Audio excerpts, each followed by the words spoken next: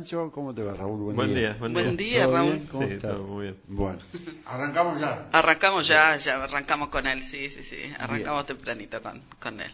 Raúl, primera pregunta, así como evaluación pospaso, ¿cómo lo ves vos? ¿Cómo lo has vivido?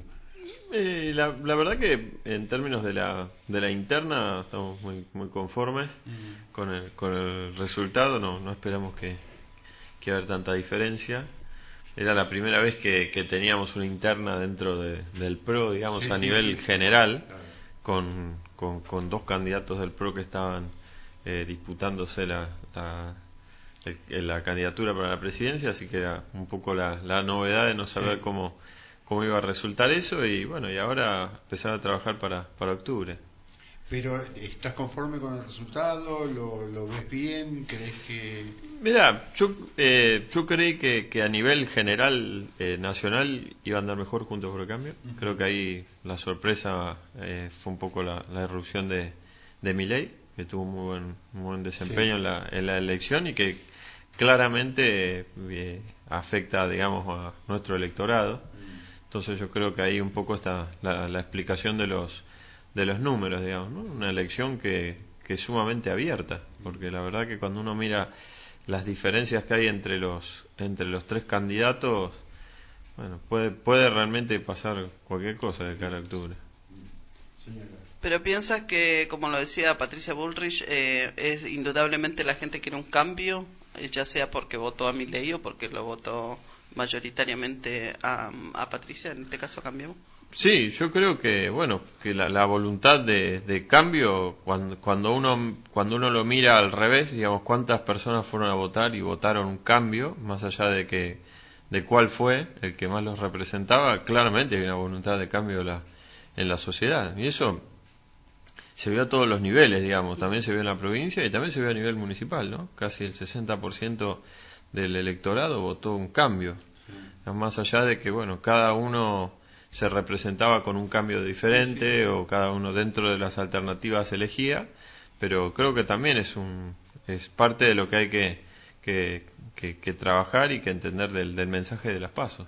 Entre las dos listas, entre la tuya y la Martín Díez, ¿cuántos suman en total, más o menos? 37 y algo, Ah, digamos, sí. bien, bueno, fue una Sí. buena elección también. Sí, la verdad que fue una buena elección del espacio a nivel local. La realidad que en la provincia de Buenos Aires a Juntos le fue mejor que en el resto del país. También en la provincia fue un poco más menor el efecto de Milei, entonces claramente eso refuerza, pero bueno, acá, digamos, a nivel nacional ganó Juntos la elección en la candidatura a presidente, digamos, Sí, ¿no? sí.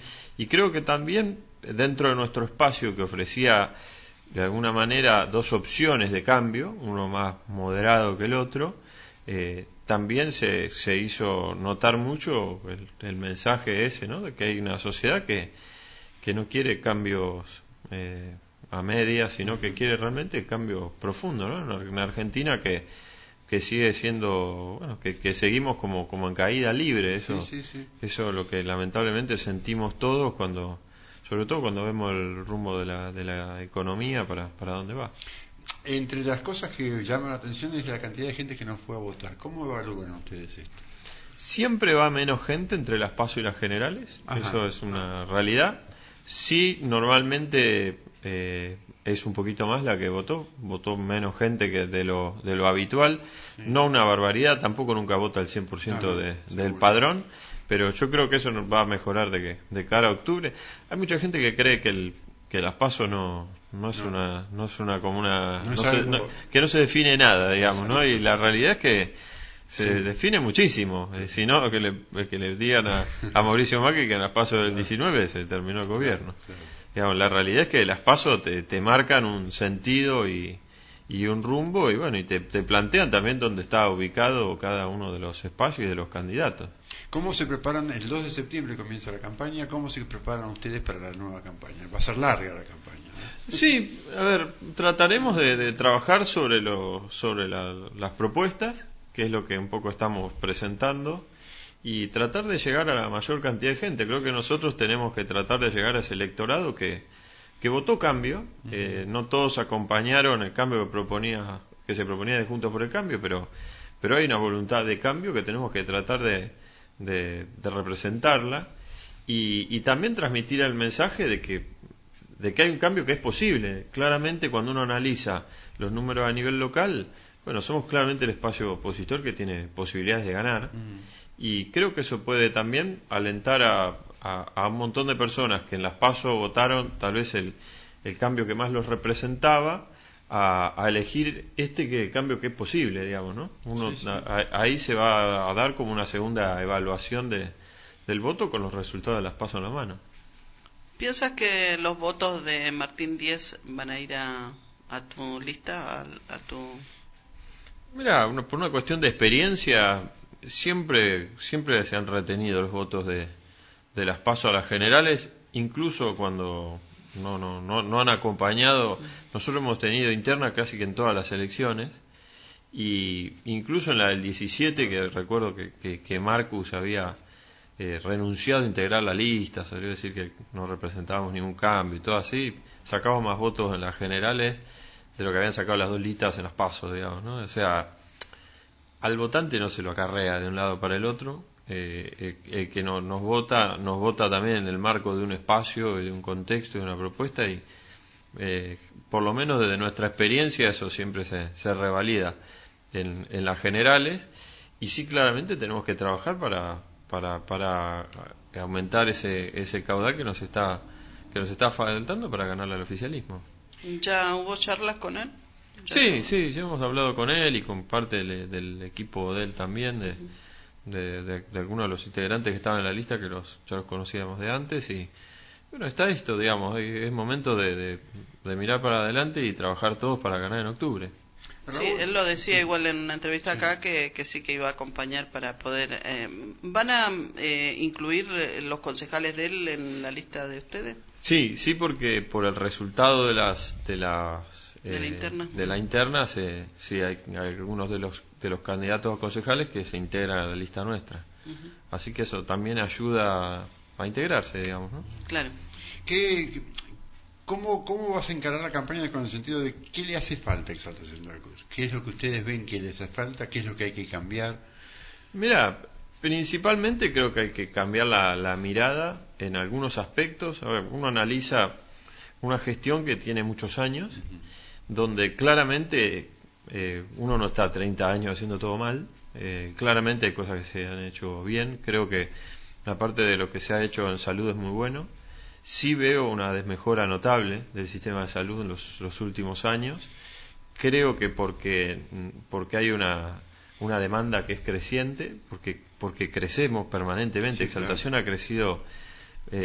Ha crecido exponencialmente. Cuando uno mira de un censo al otro, por eso empieza a pasar que nos faltan aulas en las escuelas porque no hay cupos, nos pasa que todo parece que nos queda chico, y es porque bueno, no hay una inversión que se vaya acomodando a nuestro crecimiento, y claramente creo que se puede administrar mejor algo que se ha hecho que es bueno. En otras áreas, como en seguridad, es un desastre, digamos. O sea, la parte del trabajo de seguridad en Exaltación de la Cruz es desastroso. Hay que empezar a trabajar de forma mucho más profesional, o los hechos de inseguridad que empezamos a ver cada vez con más frecuencia, y se van a volver parte de nuestra vida cotidiana, y es lo que no queremos, digamos, ¿no? O sea, después el trabajo en muchísimos barrios que vemos que están muy desatendidas las necesidades básicas, digamos, ¿no? La calidad de vida es como muy distinta cuando uno mira el centro de cuando uno se va a los barrios. Hay que mejorar los servicios, digamos, cuando la mitad de tu población no tiene agua, ni cloaca, ni gas. Bueno, eso marca que se ha invertido poco en ir ampliando los servicios, y sobre todo también una mirada diferente para que Exaltación de la Cruz pueda progresar. Digamos, acá necesitamos promover la creación de empleo, por eso nosotros planteamos varias reformas que son impositivas, porque el municipio cobra una cantidad tremenda de tasas que no tiene sentido, digamos, que dificultan que una persona pueda ponerse un comercio, que venga a radicarse una empresa y que finalmente se pueda generar trabajo. Creo que eso va a ser parte, y es parte claramente, del cambio que está pidiendo la sociedad, digamos, no es viable que vos de cada 100 pesos que gane el Estado te lleve 70. No es sostenible de ningún punto de vista. La mayor parte de lo que hacemos es trabajar para pagar impuestos. Algunos de los que, digamos, hay algunos como ganancia que los paga un sector y hay otro como el IVA que no se escapa a nadie, digamos. O sea, y todo eso hace que obviamente que el esfuerzo rinda menos, ¿no? Porque si alimentamos un Estado gigantesco que encima es ineficiente en un montón de aspectos y nos sale caro y lo tenemos que bancar entre el sector que trabajamos, bueno, es mucho más difícil que uno pueda plantearse crecer. ¿Sorprendió la elección de Marcus? ¿Sorprendió la irrupción de Milei aquí? A vos, yo digo, creo a que ustedes, ¿no? Yo creo que sorprendió a nivel general, tal vez porque había mucha gente que tenía pensado votarlo que no lo manifestaba de antemano, porque también uno ve que hay muchísima gente que lo dice a las vistas del resultado, digamos, sí, ¿no? sí, Porque claro. uno por ahí tiene ese reparo, decir, a mí me gusta este candidato, pero viste, no sé que, digamos, no sé que finalmente cómo le va a ir, y a la vista del resultado muchísima gente lo dice. Y creo que bueno, que está claramente es parte, ¿no? Dentro del cambio que propone Javier Milei, que propone Patricia Bullrich, me parece que hay muchísimas coincidencias. ¿Y qué le proponen ustedes al votante de Milei, al que apareció en las PASO? Mirá, yo creo que nosotros tenemos que presentar principalmente lo que proponemos, porque hay muchas coincidencias en un montón de aspectos, en las miradas y en lo que se propone, que lógicamente hicieron que tuviéramos tanto corte. Nosotros tuvimos muchísimo corte, ¿Mucho corte? Con Milei y la lista no es trabajo. Ajá. Algo que no es que nosotros estuvimos repartiendo boletas cortadas ni nada, fue algo espontáneo. Sí. Y la realidad es que creo que pasa un poco también por ahí, porque mucho de esto que proponemos coincide en algún punto con el mensaje que se está dando a nivel nacional.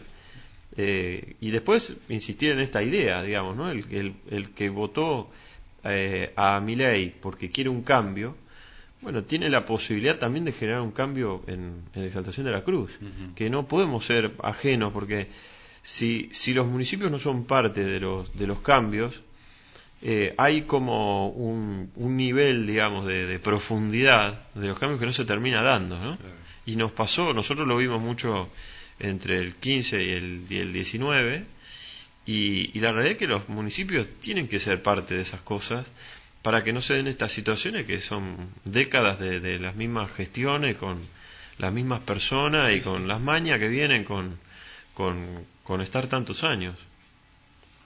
Te pongo un poco en el contexto de acá a nivel local del Consejo Deliberante. Sabemos que vos sos concejal.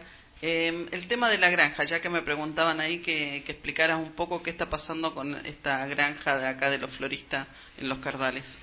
Bueno, la granja es un caso más de cómo se convive con la ilegalidad.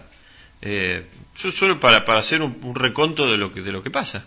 Nosotros en el 22, la primera sesión del 22, hicimos un pedido de informe a ver en qué situación estaba la granja. Después de muchas idas y vueltas logramos que concurriera Pino, que era el encargado de inspecciones, y que le hicieran una inspección a la granja. Digamos, una granja que lleva años funcionando sin habilitación.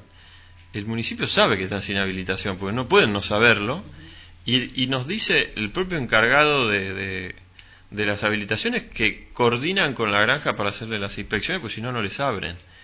Digamos, claramente hay una complicidad escandalosa con el funcionamiento de esa y un montón de otros emprendimientos que se manejan de manera irregular, porque vos no podés no conocer que hay alguien que no está cumpliendo con las habilitaciones, que le pregunten a algún kiosco si le dejan funcionar sin habilitación. Ahora, son ligeros para ir a buscar un kiosco de un barrio, y una granja que contamina y le afecta la calidad de vida a todo un barrio, sigue funcionando como si nada. A partir de ahí, de esa primera inspección que se logró después de una década de estar funcionando en la ilegalidad, se hizo una actuación en el juzgado de faltas que terminó primero con un pedido de la granja de una excepción, que se trató en el Consejo Deliberante, esa fue la ordenanza que se sacó, fue una resolución del Consejo Deliberante rechazándole la excepción para que no pueda estar en un lugar donde por zonificación no le corresponde.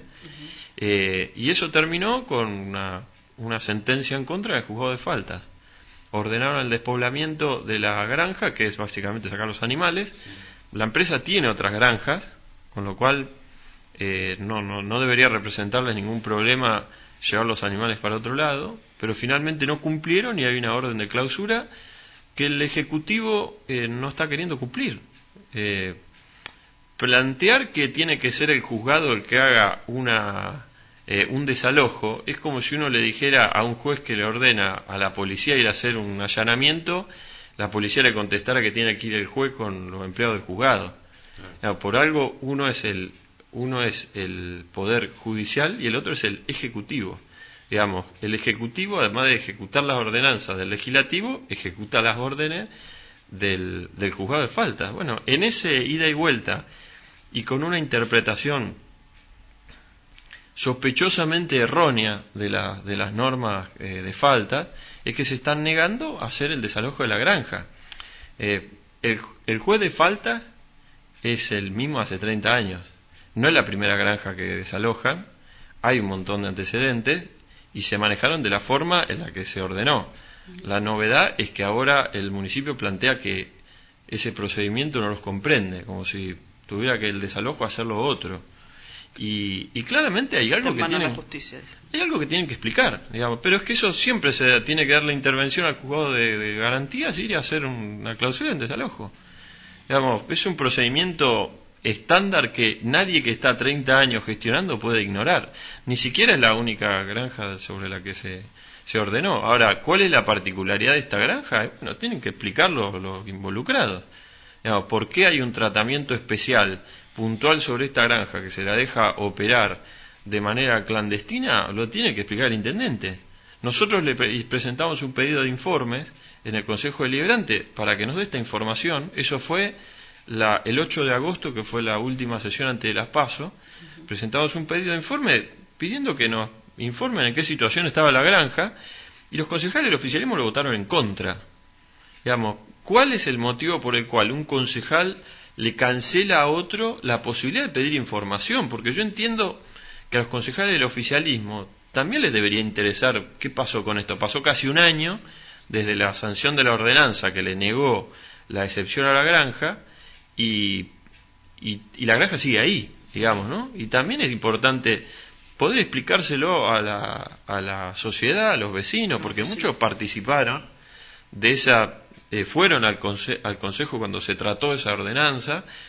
Yo no tengo duda de que no hubiera salido aprobada la resolución que denegó la excepción si no hubiera habido vecinos en el consejo, como nos pasa con tantas cosas.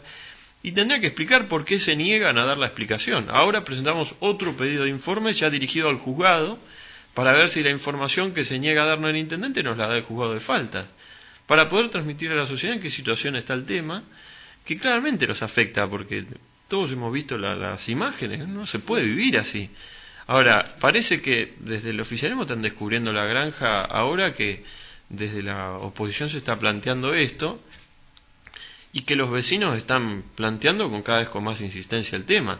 No me parece un dato menor el hecho de que en la campaña del 21 el concejal Real Sala, que era el que encabezaba la lista, se presentara en el barrio a juntar firmas para sacar la granja, que después no aparecieron en ningún lado. Los mismos vecinos se lo reprocharon, y resulta ridículo también que uno junte firmas desde el oficialismo para pedirle al oficialismo que haga lo que tiene que hacer. Es raro, digamos, ¿no? O sea, podemos juntar firmas desde la oposición, puedes juntar firma una ONG, una sociedad de fomento, los vecinos pueden juntar firmas, pero finalmente las firmas se las presentaba el que está gobernando. Que desde el gobierno tenga que tener que juntar firmas para sacar una granja que no tiene habilitación.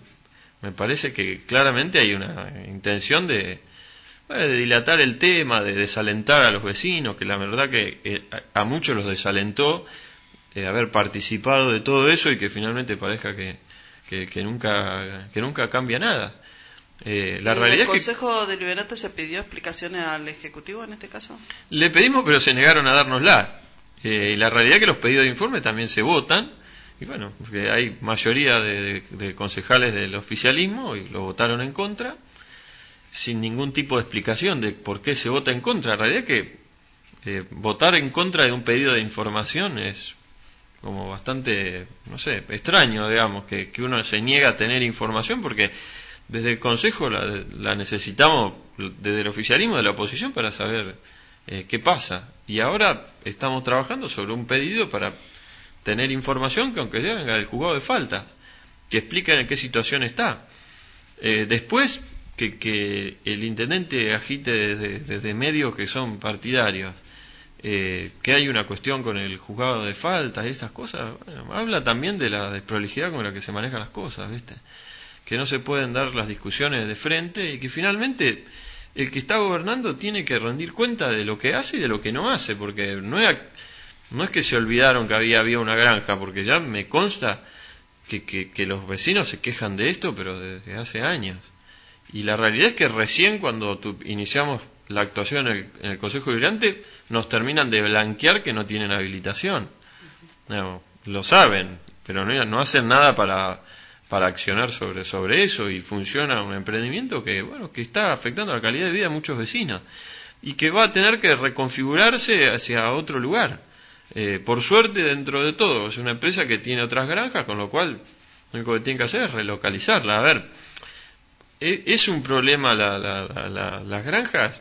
Es un problema principalmente según cómo se la lleve. Hay otra granja cerca que está ahí, que tiene una realidad completamente diferente, que los mismos vecinos te lo dicen, de cómo funcionan adentro, y que la realidad que eso te marca que no es solamente un tema de la granja, sino que hay de la granja y de cómo está explotada.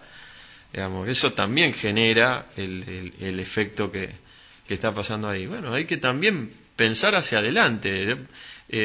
Claramente hay acá todo un sector avícola que es importante, la Exaltación de la Cruz.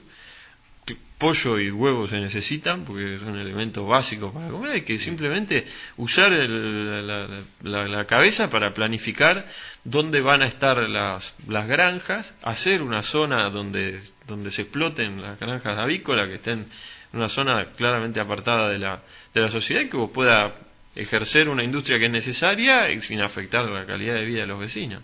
Esto también, te estaba escuchando, Raúl, esto también tiene que ver un poco, me parece, con el crecimiento que ha tenido la comunidad, ¿no? Es decir, la gran cantidad de gente que en los últimos años ha venido a vivir aquí, y esto me parece, esto me podés corregir por supuesto, me parece que también al crecer tanto la comunidad y no ha sido, ¿cómo te podría decir? No ha sido analizado por el gobierno como el ordenamiento que hay que darle. Esto también es un problema, ¿no? Es un clarísimo problema, porque el código de ordenamiento territorial, digamos, ¿cómo vos tenés que el código de zonificación, vos tenés herramientas de la gestión para proyectar hacia adelante, digamos, tienen que ser herramientas a futuro, no que vos vengas a ver, decir, mirá, se hicieron un comercio donde no era para hacer comercio, pero ya están ahí, y entonces lo modificar el código de zonificación para habilitar una situación que la realidad te pasó por arriba.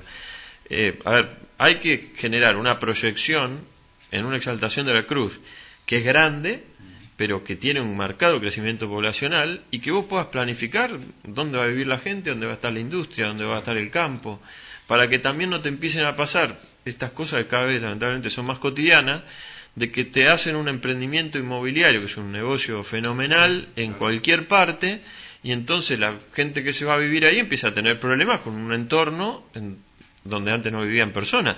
Si querés, uno de los casos más notables es lo que está pasando en Taurel, en Capilla, y se hicieron un barrio que se llama Alto de los Taurel, que está pegado al basural. La gente que fue a comprar ahí, que muchos no eran de acá, ni se imaginan que están a metro del basural porque entran por otro lado, pero vos le hiciste un barrio al lado del basural. Y la realidad es que de esas situaciones hay un montón de loteos y de barrios que se hicieron en el medio del campo, donde antes era el medio del campo, y hoy, además del campo, empieza a vivir gente, y empezás a tener problemas con la producción, bueno, por ese tipo de cosas. Hace muchísimos años que Exaltación de la Cruz, prioriza siempre los negocios inmobiliarios, que los hace un puñado de personas, y en el medio, bueno, después las situaciones se te van complejizando, porque vamos creciendo. Si esto no ocurre con planificación, de que vos puedas tener, nos pasamos en el Consejo Deliberante votando excepciones a la zonificación, porque están mal dadas. Hay zonas donde uno agarra Sakura y no tendría que haber ningún comercio, pero es un barrio de 52 hectáreas, digamos, ¿cómo no va a haber comercio? Claramente hay un montón de cosas que tienen que plantearse hacia adelante, y tenés que cumplirlo a rajatabla, digamos. No está bueno que vos vayas generando excepciones. Lo que tendría que ser es un código de zonificación moderno, que tenga una mirada a futuro de dónde va a funcionar cada cosa, y que uno lo pueda cumplir para ir guiando el crecimiento que Exaltación va a tener. ¿Exaltación está preparado para hacer el cuarto o quinto cordón urbano? Mirá, porque el tercero es hasta Pilar. Sí. Y en algunos aspectos sí, en otros aspectos no. El tema, yo creo, de seguridad es por ahí lo más alarmante, porque bueno, cuando uno empieza a ver, cuando yo dejé el Ministerio de Seguridad en el 17, que asumí la banca en el Consejo, había 9 cuadrículas que son móviles circulando 24 horas por determinadas zonas, ¿no? Eso tendría que haberse proyectado a ser más, digamos. Hoy tendría que haber más móviles, más cuadrículas, porque hay claramente más poblaciones y zonas más pobladas. Hoy hay 5 de las 9. O sea, vos tenés casi la mitad de la policía patrullando. Y esas son todas cosas graves. Cuando uno mira que hay barrios completos donde no hay una sola cámara, barrios que son muy poblados, bueno, tenés un nivel de exposición y de vulnerabilidad, bueno, que permite estas cosas. Claramente hay que meter ahí una modificación muy grande. Primero empezar a trabajar con gente que sea profesional del área, cosa que hoy no lo está. Planificar hacia adelante donde tenés vos, como uno lo hace en cualquier hogar, donde cree que tenés tus puntos más débiles, sí. Por los que puedes llegar a tener ese problema. Y después empezar a trabajar sobre las cámaras y el monitoreo. Muchísimas cámaras de las que funcionan acá no las monitorea nadie. Y eso hace que uno las use para ir a ver quién robó. Y no es el sentido, digamos, de la cámara. La cámara tiene que suplir al policía que hace muchos años estaba parado en la esquina. Digamos, tiene que servir para que haya alguien mirando, viendo, reconociendo en el barrio. Después de estar un par de meses monitoreando las mismas cámaras, ya empezaba a conocer el conocimiento del barrio, a conocer el movimiento del barrio, los vehículos, las horas que entra. Donde empezaba a ver cosas raras, un vehículo raro, puede tranquilamente reaccionar. Eso es lo que tendría que pasar para que no terminemos teniendo un problema con la inseguridad que haga como hoy está pasando, que se pierde la tranquilidad, que es uno de los valores que más resalta la gente del lugar. A nivel nacional, a propósito acá que me preguntan, ¿qué opina de lo que está pasando a nivel nacional? Dice Sandra. Debe ser con los saqueos, con los robos. O cómo está la situación en general. Muy preocupante, es muy preocupante. Yo creo que es resultado de años de una marginalidad tremenda que ha aflorado y que ha proliferado, sobre todo en la provincia de Buenos Aires. Digamos, hay muchísima gente que está al margen de todo y que aprovechan estas situaciones para esto, los saqueos realmente no luce como algo organizado como pasaba en el 2001. Parece que es resultado de realmente de eso, hay una marginalidad tremenda, cada vez más grave. Digamos, cuando uno mira los índices de pobreza y un montón de cosas, bueno, finalmente eso en algún lado está, y es esto que se ve. Digamos, lamentablemente la Argentina es eso hoy también. Sí. Y es un tema muy preocupante, porque esa marginalidad está ahí, ha ido proliferando muchísimo, se la ha fomentado muchísimo. Yo creo que el gobierno tuvo muchísimo que ver en una mirada que ha promovido eso, y que hoy, bueno, es lo que lamentablemente está saltando así, y lógico que es muy preocupante, porque es como un estado de naturaleza, digamos, ¿no? Es como la ley del garrote, y no tendría que pasar eso. A ver, la provincia de Buenos Aires tiene la fuerza de seguridad más grande de la Argentina, tiene 100.000 policías. De ahí, cuando uno empieza a descontar los que trabajan en tareas administrativas, científicas, de investigación, los que están de licencia, te quedan 75.000 policías. Repartido en 3 turnos, tenés 25.000 policías en el momento, repartido en 135 municipios. Estas situaciones hay que cortarla enseguida, porque no hay capacidad para que ninguna fuerza policial pueda frenar que haya 20, 30 saqueos en simultáneo en localidades del conurbano, que se está viendo, pero lamentablemente no va a terminar de ser. En provincias también pasó, y bueno, ahí hay que poner el tema sobre la mesa y ocuparse. Lamentablemente la política siempre deja mucho que desear en las miradas que tiene sobre estas cosas, desde el que sale a decir que esto no está pasando hasta el que tiene una mirada displicente con esto. Bueno, la verdad que eso significa un gravísimo riesgo, sobre todo para la población que está en ese contexto. Pregunta acá Marta, creo que ¿cuál es la diferencia entre Bullrich y Milei?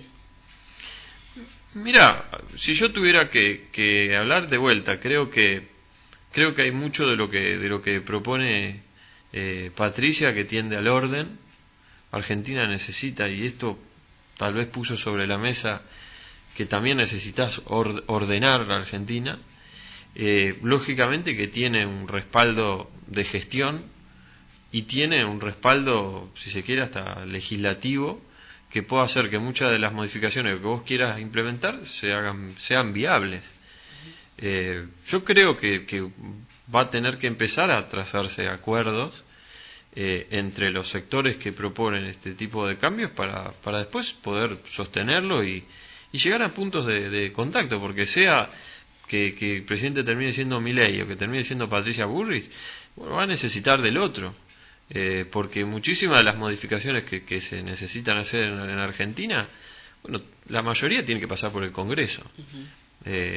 Uno recuerda cuando fue la convertibilidad de Menem, y eso pasó por el Congreso. Está bien que se lo votó casi por unanimidad, porque Argentina estaba con una inflación que era insostenible y no había mucho margen para discutirlo, pero la realidad es que Argentina, si bien tiene un sistema que es presidencialista, muchísimas de estas cosas pasan por el Congreso, ¿no? Modificar la ley de educación tiene que pasar por el Congreso, digamos.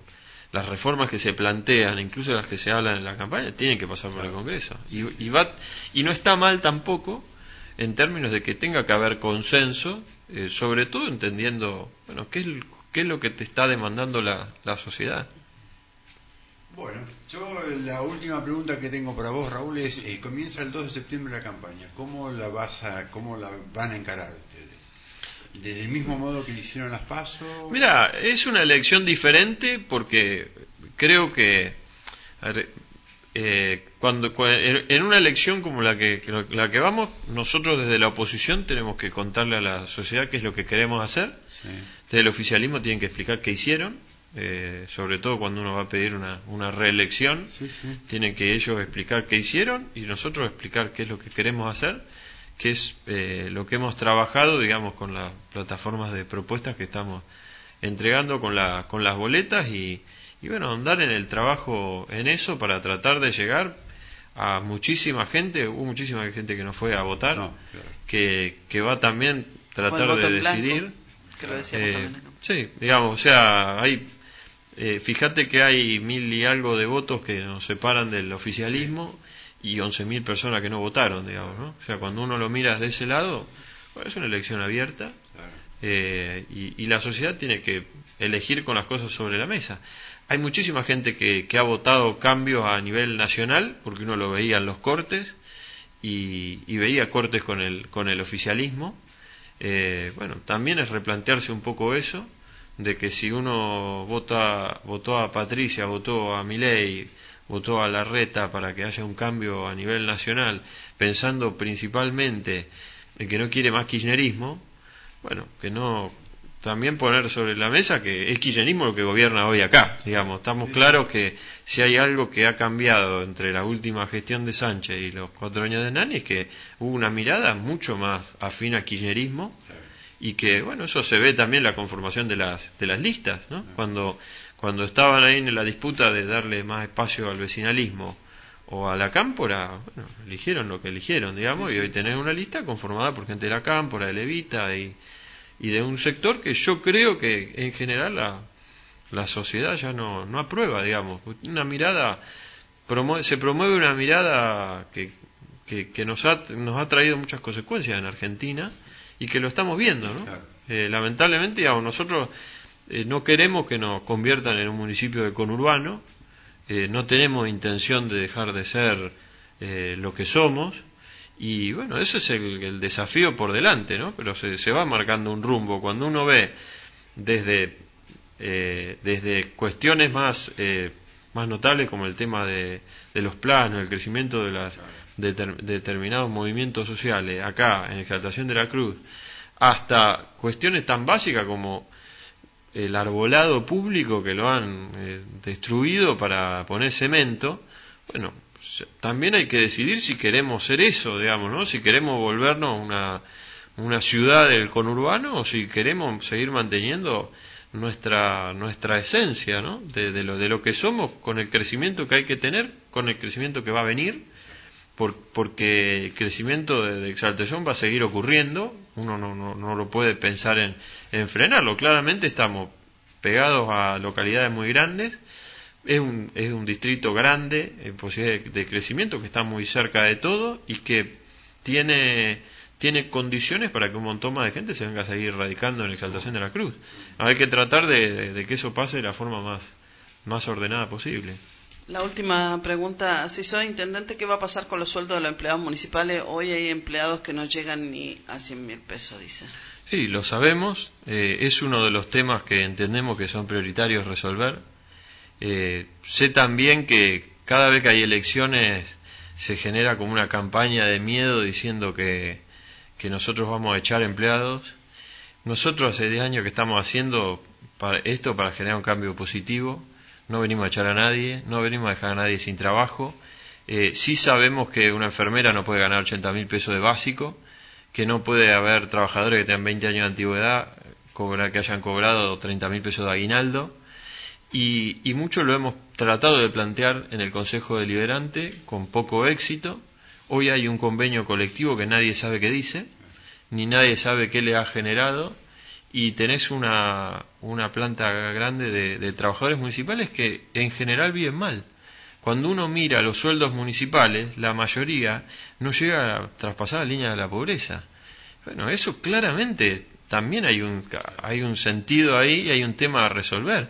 Yo veo muchos municipios donde de alguna manera se tratan de darle prioridad al empleado, ¿no? De tratar de generar planes de vivienda para los empleados, de ocuparse de las condiciones de trabajo. Nosotros ya pedimos 3 veces que les den los uniformes y todavía no se los han dado.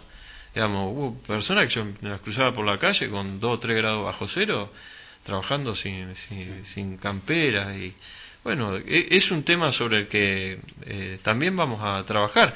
El cambio que proponemos los comprende a los trabajadores municipales, digamos. Creemos que ellos tienen que ser parte de eso, porque no hay municipio sin los trabajadores municipales, digamos. De la misma forma que no hay hospital sin los médicos, los enfermeros, los administrativos, no hay escuela sin los docentes y los auxiliares, y nada de lo que queremos hacer se va a poder hacer de la forma que queremos si no hay también del lado de ellos convicción de que se pueden generar cambios, digamos. Ellos son parte fundamental de lo que queremos hacer, porque los necesitamos para que puedan también trabajar a la par nuestra para que estas cosas pasen. Claramente no debería ocurrir que una persona que tiene un trabajo en blanco en un municipio esté cobrando 100.000 pesos de sueldo, y hay algunos casos que cobran mucho menos. Nosotros hemos visto recibos de sueldo que la verdad que es alarmante. Vamos a plantear el tema de IOMA, como se ha hecho en algunos municipios, o San Nicolás o Capitán Sarmiento, que cada uno tendrá por ahí su experiencia con eso. Hemos hablado con mucha gente, hay experiencia de todo tipo, de cómo funciona IOMA, y creemos que es importante darles la libertad de que puedan elegir su obra social, aun si fuera a quedarse en IOMA, y que eso se ha hecho en otros municipios y les ha permitido también mejorar por lo menos el aspecto de salud, que la verdad que IOMA, aun cuando da prestaciones para cuestiones que son más graves, en el día a día de lo cotidiano no funciona muy bien. Y bueno, son todas cosas que tenemos pensadas para que para también se les puedan mejorar las condiciones de trabajo. Queremos cambiar un poco la lógica de cómo se va manejando, de que te encuentres personas que han manejado 20 años un camión, una máquina, y que porque fueron a plantear que no le alcanzaba la plata, lo mandaron de castigo a barrer. Digamos, eso no puede pasar, digamos, no puede pasar en una empresa privada, no puede pasar mucho menos en un municipio. Y lamentablemente eso ocurre, es parte de la cotidianidad. Hay como una mirada distinta sobre los empleados y el rol que ellos tienen. Bueno, yo... No, por mi parte, seguramente vamos a estarlo volviendo a invitar a Raúl para que nos des todas las propuestas una por una después, y a los candidatos concejales que también nos decían. Y los candidatos concejales y consejeros escolares que también son muy importantes para que nos vengan a mencionar. Claro, sí. Por supuesto. Así que muchísimas gracias, Raúl, como Muchas siempre. gracias por invitarme, como siempre. Muy amable.